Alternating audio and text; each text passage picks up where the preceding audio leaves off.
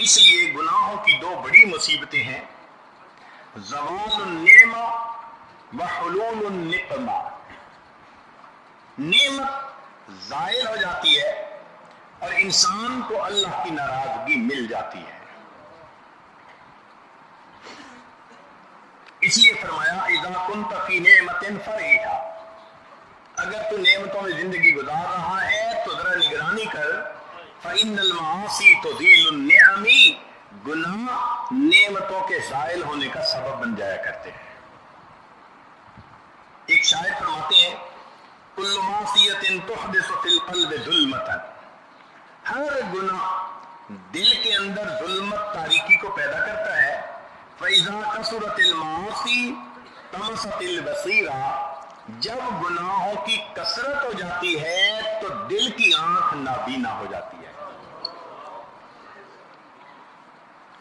حسن بصری رحمۃ اللہ علیہ فرماتے تھے اب اللہ الا ان یذل من عصاه فی الدنیا والآخرہ، اللہ رب العزت نے یہ فیصلہ کر لیا جو میرے گناہ میرے حکموں کی خلاف ورزی کرے گا میں اسے دنیا اور آخرت کے اندر رسوا کروں گا۔ اور پھر اگلی بات وما اذنب عبد فی اللیل، بندہ رات میں گناہ نہیں کرتا الا واصبح ومذلته علی وجهہ، وہ دن صبح اس حال میں کرتا ہے اس کے رات کے گناہوں کی ظلمت اس کے چہرے پر نحوست بن کے چمک رہی ہوتی ہے۔ ابن سماک رحمۃ اللہ علیہ فرماتے تھے لو لم یکن فی المعصیۃ الا النکارۃ فی الوجہ، اگر گناہ میں اور کوئی سزا نہ ہوتی، اتنی ہوتی کہ چہرے پر نحوست آ جائے گی، نور چھن جائے گا، والظلمۃ فی القلب، اور دل گناہ سیاہ ہو جائے گا، لکان فی ذالک الکفایہ، تو اتنی ہی سزا گناہوں کی بہت کافی تھی۔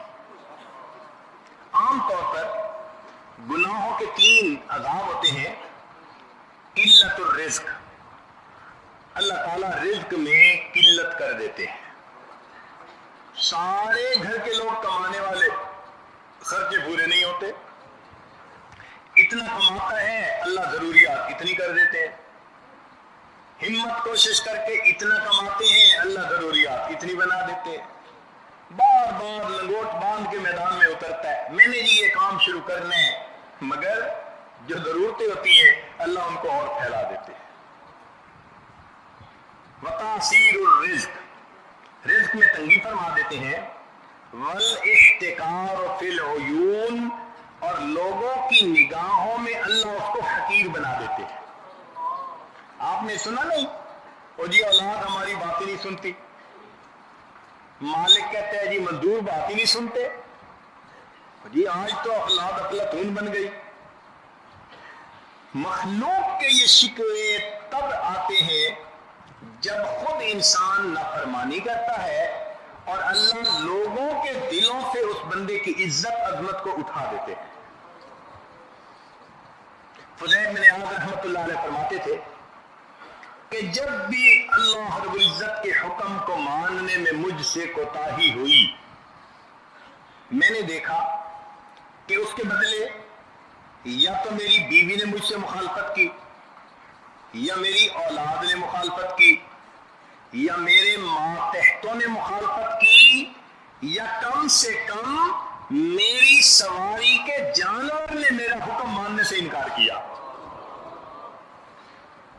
تو اللہ رب العزت کی نافرمانی ریفلیکٹ ہوتی ہے ماتحتوں کے اندر۔ ہم اس مالک کی اگر نافرمانی کریں گے تو جن کے بڑے ہم دنیا میں بنے پھرتے ہیں وہ ہماری بھی فرمانبرداری نہیں کریں گے۔ اس لیے جو چاہتے ہیں کہ اولاد نیک بن جائے اس کا اصل اصول کہ ہم نیک بن جائیں، شکوے ہی ختم ہو جائیں گے۔ اور ایک اور بات سن لیجئے، من ارتکب معصیۃ سلط اللہ علیہ ظالما، جو بندہ گناہ کرتا ہے اللہ تعالیٰ اس پر کسی ظالم کو مسلط کر دیتے ہیں، وہ جینا حرام کر دیتا ہے، وہ ناک میں دم کر دیتا ہے. کبھی تو وہ پڑوسی ہوتا ہے, کبھی وہ کاروبار کا ساتھی ہوتا ہے, کبھی سگا بھائی ہوتا ہے. کوئی نہ کوئی بندہ اللہ ایسا حاسد کھڑا کر دیتے ہیں, مخالف کھڑا کر دیتے ہیں کہ جو اس کا جینا حرام کر دیتا ہے. کہتے ہیں جی کیا کریں, لوگ جینے نہیں دیتے. ہاں, یہ ان گناہوں کا اثر ہے جو ہم آرام اور مزے سے کر لیتے ہیں. ہم نے اللہ کے حکم کو بے قیمت سمجھتے ہوئے آرام سے توڑ دیا. رب کریم نے ہمارے لیے چین سکون سے جینا دوبھر فرما دیا. حذیفہ بن یمان رضی اللہ تعالیٰ عنہ فرمایا کرتے تھے, ما استخف قوم بحق اللہ سبحانہ, کہ جب کوئی قوم اللہ تعالیٰ کے حقوق میں کمی کرتی ہے, اس کو ہلکا قرار دیتی ہے, الا بعث اللہ علیہم من یستخف بہم وبحقہم, اللہ ان پر ایسے بندے مسلط کر دیتا ہے جو ان کے حق میں کمی کر دیتے ہیں. چنانچہ حدیث مبارکہ ہے کہ جب میری امت احکام الہی کو ہلکا سمجھنا شروع کر دے گی, اللہ تعالیٰ ان کے خون کو سستا فرما دیں گے. آج دیکھیے وہ کون سا پہاڑ ہے, کون سی چٹان ہے, کون سی جگہ ہے جہاں مسلمان کا خون نہیں بہہ رہا. اللہ نے خون کو ارزاں کر دیا. تم میرے حکم کو ارزاں سمجھتے ہو. نہ شادی میں, بیاہ میں تمہیں رسم و رواج یاد ہوتے ہیں اور میرے محبوب کی سنتیں تو یاد ہی نہیں ہوتی. میں تمہاری جانوں کو اتنا بے قیمت بنا کے دکھا دیتا. اب ہم شکوے کرتے ہیں ہم سے ظلم ہو رہا ہے. بھئی ہم اپنی جانوں پہ خود ظلم کر رہے ہیں تو پھر اس ظالم کا ہم کیا شکوہ کریں. چنانچہ ہمیں چاہیے کہ ہم اللہ رب العزت کی نافرمانی سے بچیں. ہمارے مشائخ نے ہم پر احسان فرمایا, ایک ایک چیز کو سپیل آؤٹ کر کے, ایکسپلین کر کے بتا دیا, کھول کھول کے بتا دیا. چنانچہ مشائخ نے ایک لٹمس ٹیسٹ بتایا کہ اگر اپنے دل کی حالت کو ماپنا ہو تو خود ہی ماپ سکتے ہو. شیخ الدین شاذلی رحمۃ اللہ علیہ کا قول ہے, فرماتے ہیں اذا ثقل الذکر علی لسانک, جب تمہاری زبان پر اللہ کا ذکر بوجھل ہو جائے, وَكَثُرَ اللَّغْوُ مِن مَقَالِكَ, اور تمہاری گفتگو میں لغو بےہودہ باتیں زیادہ ہو جائیں, وَانبَسَطَتِ الْجَوَارِحُ فِي شَهْوَاتِكَ, اور جب تمہارے اعضاء اور جوارح شہوت کی لذت سے مسرور ہو جائیں, وَانْسَدَّ بَابُ الْفِكْرَةِ فِي مَصَالِحِكَ, اور تیرے مصالح میں تیری سوچ ختم ہو جائے, فَلَيْسَ طَرِيقٌ إِلَّا التَّوْبَةُ, اب تیرے لیے توبہ کے سوا کوئی دوسرا راستہ نہیں ہے. ہم اپنی زندگیوں کو دیکھیں کہ ایسا تو نہیں کہ کہیں ہماری زندگیوں میں بھی یہ اعمال گناہوں کے ایسے ہی ہو. ان جگہوں پر انسان کس لیے حاضری دیتا ہے کہ وہ چاہتا ہے کہ گناہ. ابو الدرداء نام ایک بات فرماتے تھے, امید ہے کہ آپ دل کے کانوں سے سنیں گے, بہت قیمتی بات ہے. فرماتے ہیں مثقال ذرۃ من بر مع تقوی, ذرہ کے برابر نیکی اگر تقوی کے ساتھ کی جائے, افضل واعظم وارجح من امثال الجبال من عبادت المغترین. جو گناہوں میں پڑنے والے ہیں ان کے پہاڑوں کے برابر عبادتوں پر وہ اجر نہ ملے گا جو تقوی کے ساتھ تھوڑی عبادت کرنے پر اجر عطا کیا جائے گا. اس کی مثال یوں سمجھے, ایک آدمی کے پاس سونا ہے 24 کیرٹ, یہ خالص سونا ہوتا ہے 24 کیرٹ گولڈ, اس کی قیمت کچھ اور ہے. ایک بندے کے پاس ہے 22 کیرٹ, اس کی قیمت کم ہے. ایک کے پاس ہے 18 کیرٹ, اس کی قیمت نہ ہونے کے برابر، اور ایک بندے نے تانبے پہ سونے کا پانی چڑھا لیا، سنہر کے ہاتھ میں جائے گا، پھینک کے مارے گا، کیا میرے پاس لے کے آئے ہو؟ بہو یہی چیز کہ وہ جو سونے کا کھوٹ ہے وہ زندگی کے گناہوں کی مانند ہے۔ جس بندے کی عبادت گناہوں سے پاک، اب یہاں ایک سوال پیدا ہوتا ہے کہ کیا انسان فرشتہ ہے کہ گناہ ہی نہیں کرتا؟ فرشتہ نہیں، انسان ہی رہتا ہے، وہ نیکی کرتا ہے، اللہ تعالیٰ گناہوں سے اس کو بچا لیتے ہیں۔ اگر بالفرض و تقدیر کوئی گناہ بتقاضۂ بشریت صادر بھی ہو جائے تو جب تک وہ توبہ کر کے معاف نہیں کرواتا اس بندے کو چین نہیں آتا، اس لیے گناہ لکھنے سے پہلے معاف کر دیا جاتا ہے۔ امام رحمانی حضرت وجد الفانی رحمۃ اللہ علیہ نے اپنے مکتوبات شریفہ میں یہ بات لکھی کہ اس امت میں ایسی مقدس ہستیاں بھی گزری ہیں جن کے گناہ لکھنے والے فرشتے کو 20 سال تک کوئی گناہ لکھنے کا موقع نہیں ملا، ایسی پاکیزہ زندگیاں تھی۔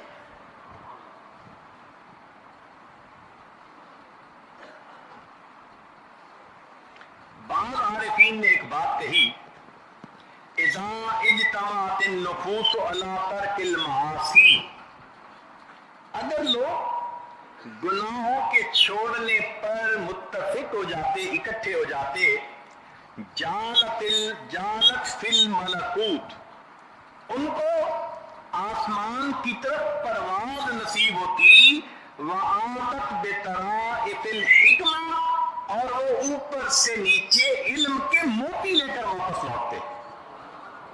تو جو بندہ چاہتا ہے کہ مجھے سیر الی اللہ حاصل ہو، سیر فی اللہ حاصل ہو، سیر من اللہ، سیر فی الاشیاء، یہ سیور اربع بنیاد ہے، تو اس کا اصل اصول کیا ہوا کہ ہاں اپنی زندگی کو دیکھ کر چن کے گناہوں کو ختم کریں، فہرست بنائیں کہ کون سے عمل ہمارے گناہ ہیں، اور پھر جیسے وکٹ گراتے ہیں نا، ایک وکٹ کو گراتے جائیں، ساری وکٹیں گر جائیں، جب یہ گناہ کی وکٹیں گریں گی انسان اللہ کے ہاں کامیاب ہو جائے گا۔ یہ کام کریں گے تو پھر نتیجہ کیا ہوگا؟ واتقوا اللہ ویعلمکم اللہ، تم تقوی اختیار کرو گے، اللہ تمہیں علم عطا کرے گا۔ ہمارے اکابرین کے پاس جو علم تھا وہ ان کے تقوی کی وجہ سے تھا۔ چنانچہ ایک مختصر سا واقعہ، دارالعلوم دیوبند سے ایک فارغ التحصیل حضرت مدنی رحمت اللہ علیہ کے شاگرد تھے، انہوں نے تقریباً 27 سال مسلم شریف پڑھائی، پھر بخاری شریف پڑھائی۔ اس عاجز کے ساتھ ان کا ایک محبت کا تعلق تھا، سلسلے کا۔ ایک دن فرمانے لگے کہ حضرت میں آپ کو ایک واقعہ سناؤں دارالعلوم کا، سنائے۔ کہنے لگے کہ جب یہ انقلاب آیا سعودی عرب میں، جس میں کہ لوگوں نے کہا کہ جو چیز بھی بدعت ہوگی ہم اسے ختم کریں گے، تو اس وقت جنت بقیع میں جو ترکوں نے قبروں پر کبے جبے بنائے ہوئے تھے تو انہوں نے سب کو برابر کر دیا، ہٹا دیا۔ اب ان کے علماء میں بات چلی گنبد خضراء کے بارے میں کہ بھائی اس کا کیا کریں، تو جو بڑے ہوتے ہیں نا ان کو اللہ بڑے دماغ دیتے ہیں، تو حاکم وقت نے کہا کہ دیکھو یہ سینسٹیو مسئلہ ہے اور امت سے متعلق ہے، پہلے جاؤ اور مختلف ملکوں کے علماء کو کانفیڈنس میں لو، ان سے ڈسکس کرو۔ چنانچہ ان کا ایک وفد دارالعلوم دیوبند اس وقت آیا اور انہوں نے محتمم صاحب سے آ کر کہا کہ جی بخاری شریف کی ایک روایت ہے جس سے پتہ چلتا ہے کہ بنا علی القبور کی اجازت نہیں۔ بنا علی القبور کا کیا معنی؟ کہ قبر کے اوپر کمرہ بنا دینا، شریعت کہتی ہے کہ کھلے آسمان کے نیچے ہو.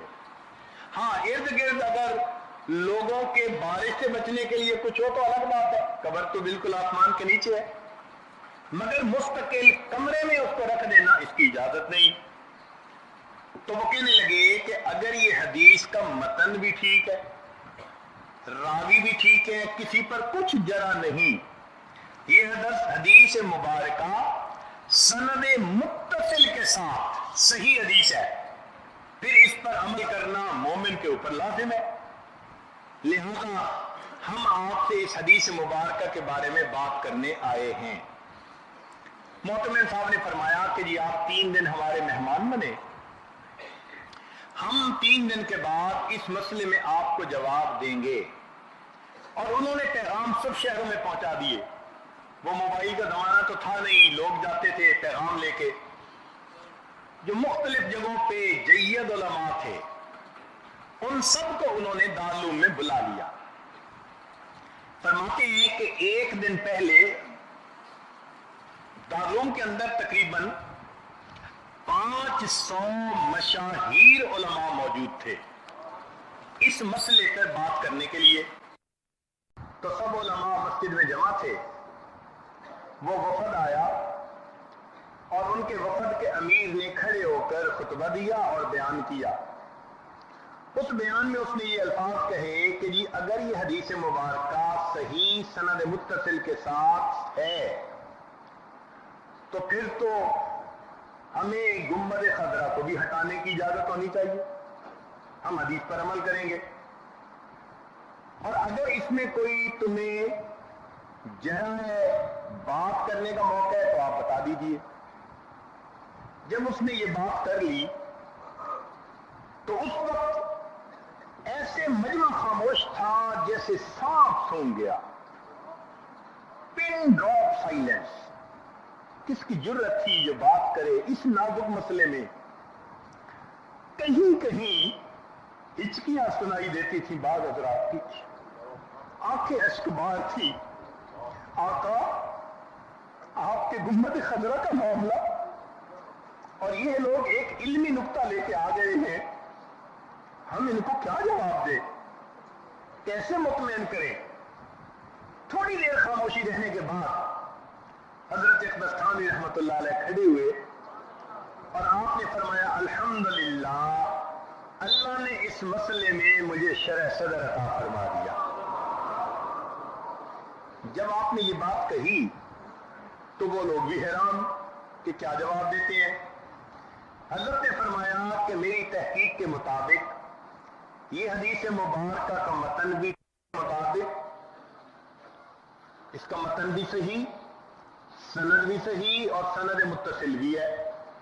ہم اس بات کو تسلیم کرتے ہیں، مگر گنبد خضرا کو آپ لوگ ہٹا بھی نہیں سکتے. اس نے کہا کیسی بات کر رہے ہیں؟ ایک طرف کہہ رہے ہیں کہ حدیث مبارکہ ٹھیک ہے نہیں، اور دوسری طرف کہتے ہیں کہ ہٹا بھی نہیں سکتے. تو حضرت ثانی رحمۃ اللہ نے فرمایا کہ یہی تو اللہ نے شرح صدر عطا فرما دیا. اس نے کہا جی ہمیں بات سمجھائیں، بات سمجھ نہیں آ رہی. تو حضرت نے فرمایا کہ دیکھو بنا علی القبور کو حدیث میں منع کیا گیا، ہم اس کے ساتھ متفق ہیں کہ قبر کے اوپر کوئی عمارت بنانی اس کی اجازت نہیں، لیکن میرے آقا صلی اللہ علیہ وسلم کے گنبد خضرا کا معاملہ اور ہے. وہاں قبر عائشہ صدیقہ عنہا پہلے سے موجود تھا، قبر مبارک بعد میں بنائی گئی، لہذا یہ بنا علی القبور میں داخل نہیں، کوئی بندہ اس کو ہٹا نہیں سکتا. آپ کی گنبد خضرا موجود ہے، علماء دیوبند کے علمی شان کو آج بھی ظاہر کر رہا. یہ نعمتیں اور یہ علمی نعمتیں، نکات، معرفتیں، یہ تقوی کی وجہ سے انسان کو حاصل ہوتی ہے. اس لیے فرمایا کہ اذا اجتمعت النفوس علی ترک المعاصی جالت فی الملکوت وعادت بطرائف الحکمہ. ابو تراب رحمۃ اللہ علیہ فرماتے ہیں اذا اجمع الرجل علی ترک الذنوب، اگر لوگ گناہوں کے ترک کرنے پر مجتمع ہو جائیں، اتت الاوراق من اللہ من کل جانب، تو اللہ کی طرف سے کی مہربانی سے ہر طرف سے ان پر اوراد نازل ہوں گے، واردات نازل ہوں گی۔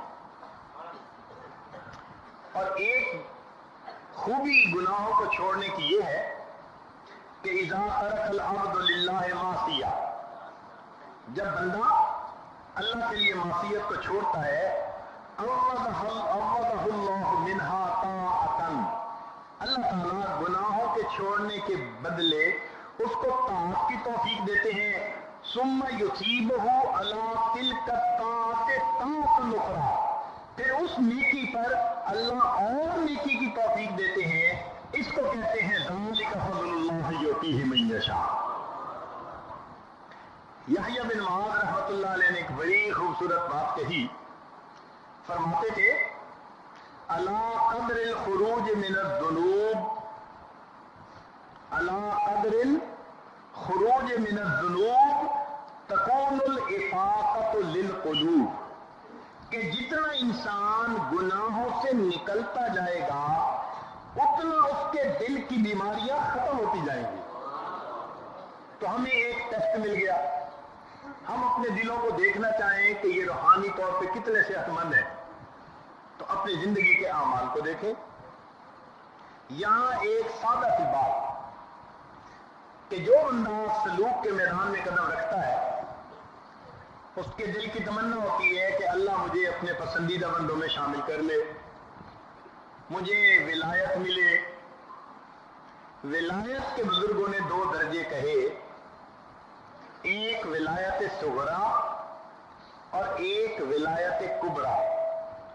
اب ان کی ایک تو تفصیل ہے نا، وہ جو عارفین کی نظر میں ہوتی ہے، ایک تفصیل آج ہم عوام الناس اپنے سمجھنے کے لیے کہ انسان نیکی بھی کرتا ہے گناہ بھی کرتا ہے، جب وہ فیصلہ کر لیتا ہے کہ میں نے گناہ نہیں کرنا، اور پھر اس کے دل کے اندر گناہ کی خواہش ہوتی ہے، مگر وہ آنکھ بچاتا ہے، اپنے ہاتھ پیچھے ہٹاتا ہے، گناہ سے رک جاتا ہے، تو اپنے آپ کو گناہ سے بچانے کا ملکہ جب آ جاتا ہے، طاقت آ جاتی ہے، اور اس بندے کا ہر کام شریعت کے مطابق ہوتا ہے، چاہے جی چاہے یا نہ چاہے وہ گناہ سے بچتا ہے، تو ایسے شخص کو ولایت کا ایک مقام ملتا ہے جس کو ولایت صغرا کہتے ہیں۔ ولایت صغرا کہتے ہیں کہ چاہت بھی ہے مگر ادھر دیکھ بھی نہیں رہا، اندر سے ٹیمپٹیشن بھی ہو رہی ہے گناہ کرنے کی، مگر جانتا ہے کہ یہ اللہ کی نافرمانی ہے، نہیں کرتا۔ تو جس بندے کو یہ مقام حاصل ہو گیا کہ وہ قدرت کے باوجود گناہ نہیں کرتا، اپنے علم اور ارادے سے گناہ نہیں کرتا، اگرچہ اندر تقاضے موجود ہوتے ہیں، تو اس بندے کو ولایت کا پہلا درجہ ملا جس کو کہتے ہیں ولایت صغرا، اور ایک درجہ اس سے بھی بلند اس کو کہتے ہیں ولایت کبرا۔ یہ وہ مقام ہے جس میں کہ انسان کے دل میں گناہوں کی طرف میلان ہی ختم ہو جاتا ہے، وحشت ہوتی ہے۔ بلکہ اس کی آسان مثال سمجھیں کہ بعض لوگوں کو موسیقی سے بہت وحشت ہوتی ہے، حتیٰ کہ اگر مسجد میں کسی کے موبائل میں موسیقی بجے تو طبیعت میں کراہت ہوتی ہے، کیا شور، اور ان کو کسی ایسی جگہ پہنچا دو جہاں شور مچا ہو، ان کے لیے وہاں ٹھہرنا مشکل ہوتا ہے۔ یعنی وہ گناہ جس سے کہ لوگ مزے لے رہے ہیں، یہ بندہ گناہ کی کر رہی ہوتی ہے۔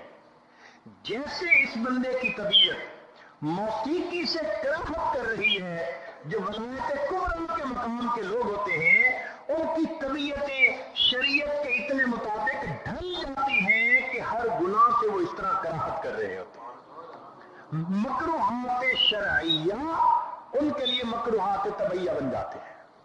اس کی مثال کتنی بھوک لگی ہوئی ہو، اگر آپ بیرون ملک سفر کر رہے ہیں، کوئی بندہ کہہ دے جی کہ یہ سور کا گوشت ہے، تو بھوک کے باوجود آپ کی طبیعت میں ایک کراہت آئے گی، فوراً آپ پیچھے ہٹ جائیں گے، میں نہیں اس کو کھا سکتا۔ بھوک ہے، چاہت ہے کہ کچھ کھاؤں، مگر سور کا نام سنتے ہی طبیعت میں کراہت آ گئی۔ جو ہماری کیفیت اس وقت ہوتی ہے، اللہ والوں کی جو ولایت کبریٰ کے مقام کے لوگ ہوتے ہیں، شریعت کے خلاف ہر بات کے معاملے میں ان کی کیفیت یہی ہوا کرتی ہے۔ اس لیے جو بندہ گناہوں سے بچ جاتا ہے، پھر اللہ رب العزت اس کو دنیا کے اندر عزتیں عطا فرماتے ہیں۔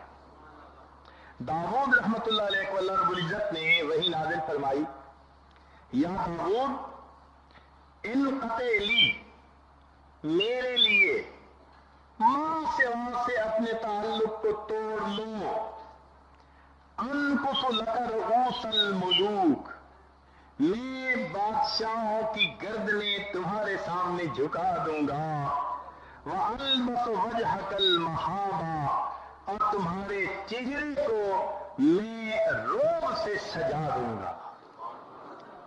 مرد حقانی کی پیشانی کا نور کب چھپا رہتا ہے پیش ذی شعور۔ تو یہ نعمت نصیب ہو جاتی ہے کہ انسان گناہوں کو چھوڑتا ہے اور اللہ رب العزت اس بندے کو یہ نعمتیں عطا فرما دیتے ہیں۔ چنانچہ اب ذرا مضمون کو سمیٹتے ہیں، تو اگلی بات سنیے کہ فرمایا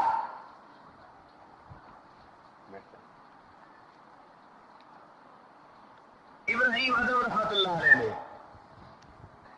فرمایا، اثقل الاعمال فی المیزان اثقلها علی الابدان، کہ جو اعمال انسان کو کرنے مشکل ہوتے ہیں، جو گناہ چھوڑنے مشکل ہوتے ہیں، اتنے ہی وہ عمل اللہ کے ہاں میزان کے اندر بھاری ہوتے ہیں۔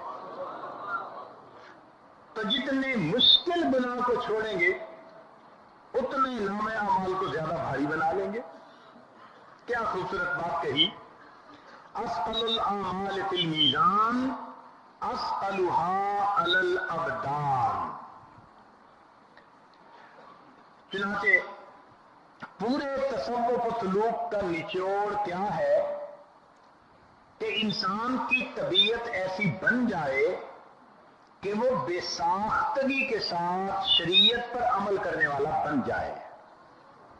ہمارے اکابر نے لکھا کہ نہ ہمیں اڑنا ہے نہ اڑانا ہے، نہ ہمیں اڑنا ہے نہ اڑانا ہے، نہ ہمیں رونا ہے نہ رلانا ہے، ہم نے تو فقط اپنے یار کو منانا ہے۔ تو تصوف کا مقصود کشف و کرامات نہیں ہے، کیفیات نہیں ہے، ہاں کہ جو بڑے آرام کے ساتھ شریعت پر عمل کرنے والی ہو، ایسے بندے کو کہتے ہیں سلیم الفطرت بندہ۔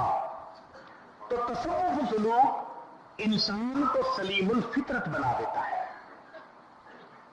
انسان کو شریعت کا فرما بردار بنا دیتا ہے۔ اس لیے حضرت اقدس ثانی رحمت اللہ علیہ سے کسی نے پوچھا، حضرت تصوف کا مقصود کیا ہے؟ تو حضرت نے جواب میں فرمایا کہ انسان کے رگ رگ اور ریشے ریشے سے گناہوں کا کھوٹ نکل جائے، یہ تصوف کا مقصود ہے۔ رگ رگ اور ریشے ریشے سے گناہوں کا کھوٹ نکل جائے، یہ تصوف کا اصل مقصود ہے۔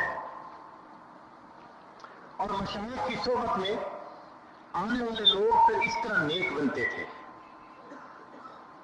حضرت خواجہ فضل علی قریشی رحمت اللہ علیہ کی یہ خانقاہ مشائخ نقشبند کا فیض پھیلنے کا ایک مرکز ہے، پوری دنیا میں اس کا فیض پھیلا۔ یہاں آنے والے لوگ ابتدا کے اندر دیہاتی ہوتے تھے، مگر